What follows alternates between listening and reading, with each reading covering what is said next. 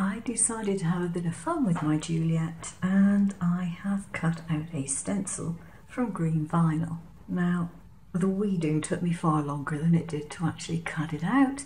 The whole thing is only 6 centimeters across, and it is definitely quite small pieces that I had to weed out of there. I decided the easiest way of doing this was to actually stick the vinyl down onto my dish first of all, and then to weed it in situ, because doing it any other way was just pretty horrendous.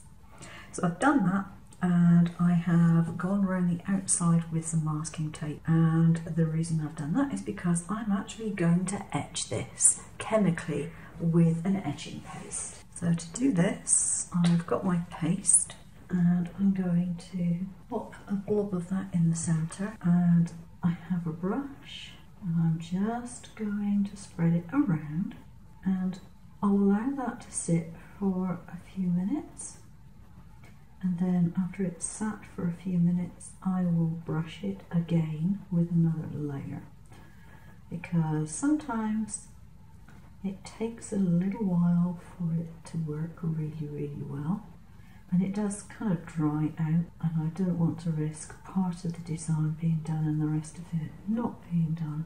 That would not be fun at all. So I've got a 10-minute timer, and I'm going to put that on. At the end of the 10 minutes, I'm going to make sure I go over it all again, just to make sure every last bit is covered. So 10 minutes or so later, I've washed all the paste off, and it's the moment of truth. Now, frequently when you do this, it doesn't look like there's anything that's happened while the plate is still wet. But hopefully, if I dry it, I shall be able to see the design. Now, it works better on a glass plate, and I did try and get some glass plates today, but I couldn't get any. Oh, that is perfect. That is really worked nicely.